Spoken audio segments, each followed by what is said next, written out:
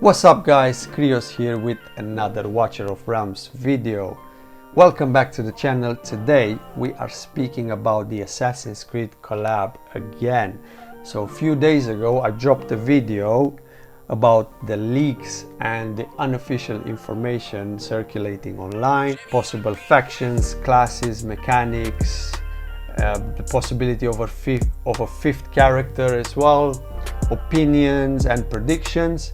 And fast forward to today, Moonton has officially pulled back the curtain and we have official information about Ezio, Bayek, Eivor and Kassandra, the 4 legendary characters that are coming into the game probably mid-August.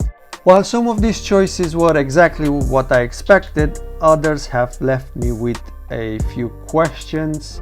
And perhaps most importantly, are we really getting only 4 heroes? Or is there a 5th one or even a 6th one? If you're looking for damage numbers, if you're looking for skill breakdowns, tier list placements, plenty of creators have already covered this. This channel focuses on lore, focuses on factions and world building. We are here to ask a different question.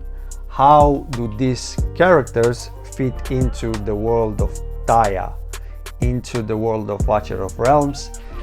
So let's dive into it, and we are going to begin with Ezio Auditore da Firenze, the face of the franchise, the most recognized assassin, and he is going to be a tactician, and honestly I don't think they could have picked a better class.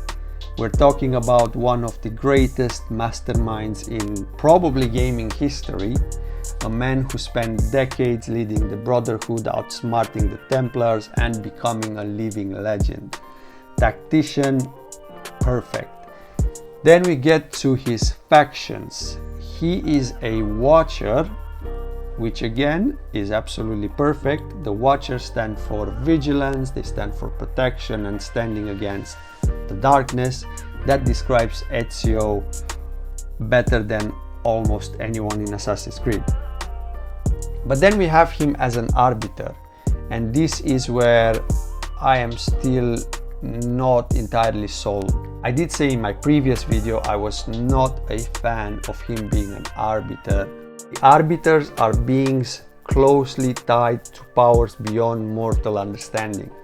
They are heroes that feel larger than life. They feel divine in nature. However, there is one thing that could explain this choice, and that is the Isu. For those unfamiliar with Assassin's Creed lore, the Isu are essentially the gods of the Assassin's Creed universe. They created humanity and they left behind incredibly powerful artifacts known as Pieces of Eden. If Watcher of Realms is leading into Ezio's connection to these artifacts, then perhaps there is a legitimate argument to be made. An Ezio wielding an Isu power suddenly starts to look a bit like an arbiter, although I am not completely convinced by this. But if that's the direction they are taking with his lore, I am willing to give this a pass.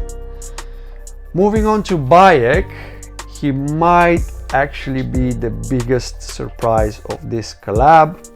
In my previous video, I did have a bit of a hot take on him. I said that Bayek would be a marksman.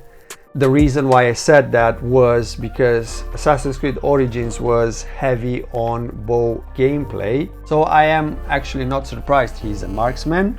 He's a dual faction, and his first faction is Piercer, which again makes complete sense.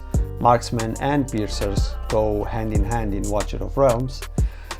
But then we arrive to his second faction, which is the Nightmare Council, and this is where things get very interesting. Out of all 4 heroes, Bayek is probably the most noble. He is a protector, he's a magi, he's a husband, he's a father. So why is he aligned with the Nightmare Council? I actually placed Bayek with the Esoteria Order alongside with the piercer. I did bring the argument that there is a mystery surrounding the assassins and it feels like a perfect fit. I did say this about Ezio as well. Instead, we got Ezio as a watcher and arbiter and Bayek as a piercer and nightmare counsel. I won't lie, I am surprised by this decision and I will probably dive deeper into it in possibly a future video on Bayek alone. Another thing I like about Bayek is that he has Senu. He has his eagle from Assassin's Creed Origins. You can see him in the videos dropped by Moonton. He does like a circle, kind of like marks his enemies before the ult or something like that. Nonetheless, I am very happy to see him. Bayek having Senu, absolutely great. Moonton, big win there. Eivor is another hero I was fairly confident about. I expected her to be part of the Northern Throne. I did expect her to be a defender though, and my take was that if she's going to be a defender, she was going to have a heavy fighter skill kit. Officially we have her as a fighter. She is part of the Northern Throne, but she also has dual faction with Watchers, which works well enough.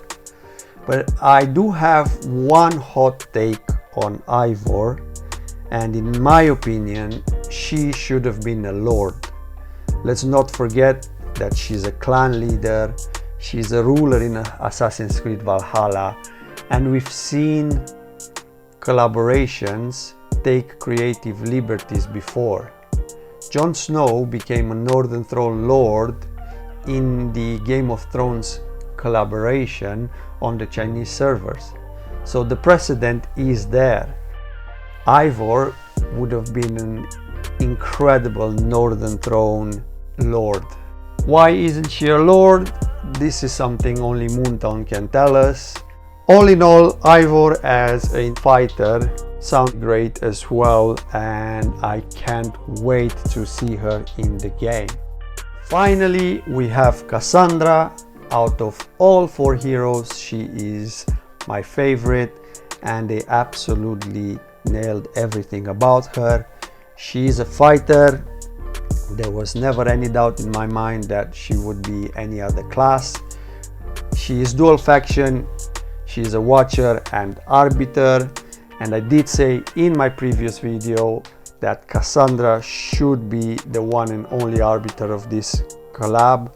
For anyone unfamiliar with Assassin's Creed Odyssey and the Assassin's Creed lore, Kassandra is directly connected to the Isu, and this is why I said that she should be the only arbiter, because Isu are the closest thing we have to the arbiters in the Assassin's Creed lore. She also possesses the Spear of Leonidas, which is an Isu artifact. She carries Isu blood, so it only makes sense for her to be an arbiter. She's basically the bridge between humanity and the gods. Now let's talk about the rumors, because despite the official reveal or official confirmation of these four characters, the community has not stopped talking. In fact, the rumors surrounding a fifth or even a sixth hero have only grown louder. Altair, Edward, Basim, these were names dropped as a potential fifth or sixth hero.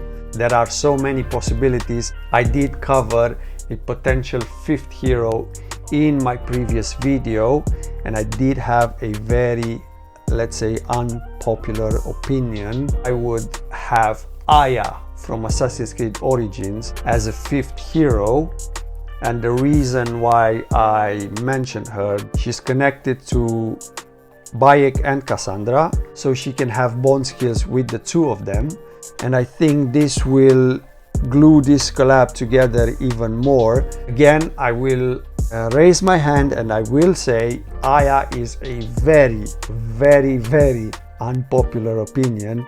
there we have it, official information about these 4 characters, about the Assassin's Creed collaboration. There is another photo circulating online about the banner of Malvira and Eivor.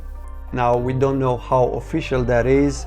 There was another photo about the currencies we're going to use to summon for these characters, which apparently is wrong. We don't actually know any of the banners. We don't know how are we going to summon for these characters. Obviously, if Ezio and Kassandra are arbiters, they are most likely going to be ancient exclusive. Looking at the Dracula collab, we did have Vlad Dracula as the character we controlled whilst playing in the event, which I do think we are going to have with Ezio, and I think Ezio is going to be the one we control. If that happens, my guess would be that Ezio would be a free hero like Vlad Dracula was. Another option would be for Ezio to be a shard summoning hero, where we get shards from the event and then we're going to summon from him via shards. It's not the first time we've seen a shard summoning arbiter, because if I remember correctly, we did have Alistair a while back now. So yeah, based on that, Ezio could go either way in my opinion. Kassandra, I hope she's going to be like Dracula, and I hope she is going to be a 90 pulls ancient guaranteed. If that happens, I think a lot of players will be absolutely very happy. Now there are rumors circulating about either Eivor or Bayek being a 200 pulls guaranteed. But then again, we have this photo of the Malvira banner, which is a bit interesting if you ask me.